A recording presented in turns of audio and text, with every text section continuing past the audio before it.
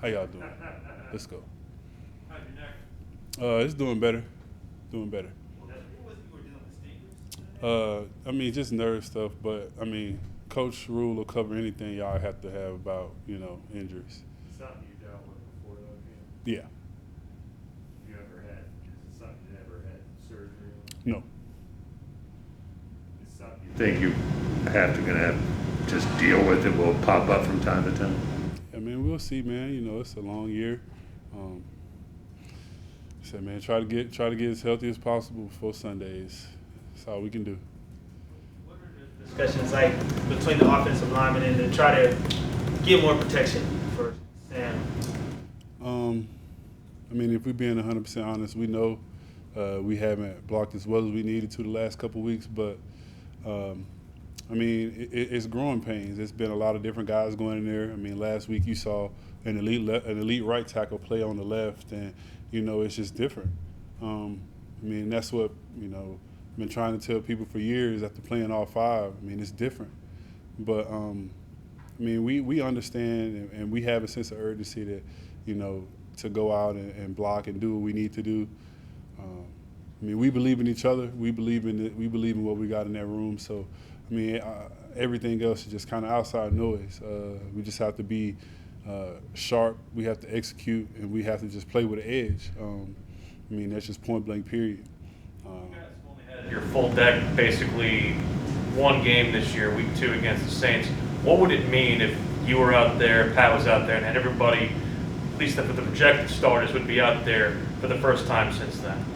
I mean, it feel good, I mean, we're working towards all that. I mean, it's just like I said, we go through a whole training camp playing beside one person. You develop a communication, and you develop chemistry, and somebody else steps into that spot. It's hard. They have to play catch up, and when you go, like I said, man, it's just a lot of different combinations, and communication is the biggest thing on offensive line, being able to communicate effectively without telling your whole play. And, I mean, that's just a big part of what we do. So just trying to get back out there and get healthy. I mean, everybody on this team is just trying to do the same thing. Just get back out there.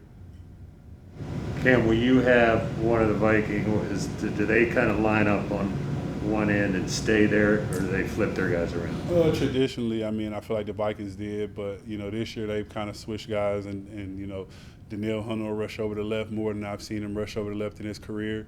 I mean, Everson Griffen stays on the left most of the time, but, I mean, like it's NFL. I mean, you got to be ready for everything. You prepare for everybody who's on the field.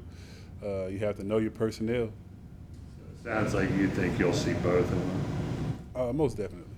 You have experience against both those guys over the years, or one more than other? I played against Everson a few years ago in Kansas City, and I played with him in Dallas last year. So, I mean, his reputation speaks for itself. I mean, he has the potential to be a Hall of Fame player. I mean, he's done a lot of great things in his career, and he plays with a high motor still. What is his year? 11 for him? 12. So, I mean, that's one of those games you have to be ready to go out and play on the edges, both sides, because they have 2 elite pass rushers. So. Frustrating at all, you get back, Pat looks like he's back, and now Christian looks like Pat stepped back a little bit. I mean, it's like I said, man, it's football. We have to. We all understand that it's next man up, and we understand that it's a long season. We understand that injuries happen and things happen that we can't control. So all we can do is control what we can control, and rehab and do everything we can to try to get back on the field. I mean, Christian's one of our best players. We all know that. So, I mean, him not being out there hurts, but I mean, nobody in this building is working to get back on that field harder than Christian McCaffrey. So, I mean, you have to, these are opportunities for guys like Chuba and Royce, guys to grow and guys to get opportunities. So when he is back in there, some of the load can be taken off of him. They go in there and you don't miss a beat. So, I mean, it's important to have everybody healthy, of course, but I mean, it's the NFL. We all understand that, injuries are a thing, and injuries happen, and you just have to deal with them the best way you can. Result aside, how did it feel to see Chuba have the kind of game that he did last week? And I was proud of Chuba. I mean, he fought through a lot, ran hard, protected his behind off in the pass game. I mean, like I said, it's only up for him. I mean, I told Chuba when he got drafted a long time ago, man, that, you know, I watched him play at Oklahoma State. So I remember, you know, seeing some of the things that he can do, and I was excited to get out here on the field and play with him. And he, you know, he's settling into his role. He's settling into, you know, himself being in the NFL. And, I mean, you're only going to continue to see good things from him.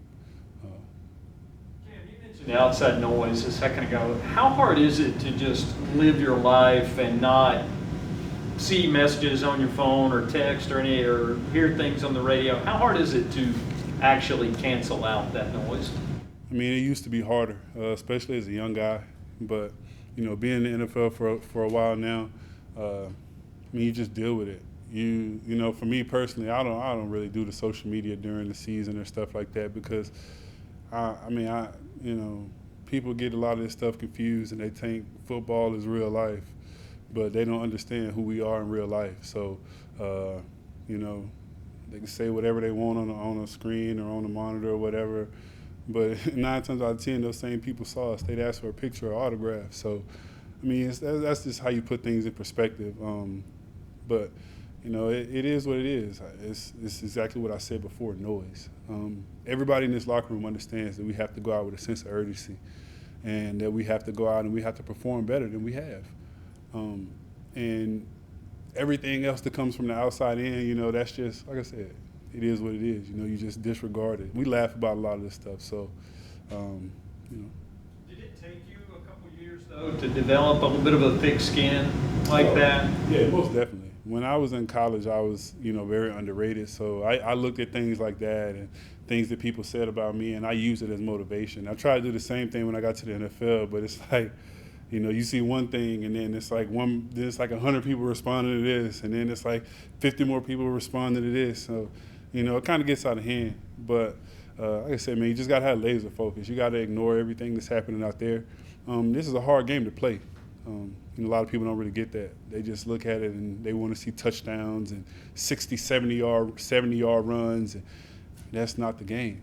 I mean, yeah, it happens when you take advantage of, you know, looks that you get. But, I mean, this is when you're on good teams, you understand, like, what style of play you have to play with. And we understand what style of play we have to play with. And we haven't done that the last couple weeks. And you've seen our production drop. But there's still good things within it, you know. It's not all bad. So you just got to take, you know, it's learning for everybody.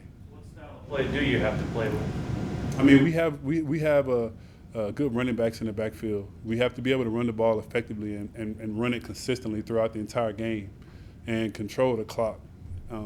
Our defense, I believe, is elite. We have a lot of young guys on this defense that are hungry to get better. We have a lot of young guys on this defense who are very talented.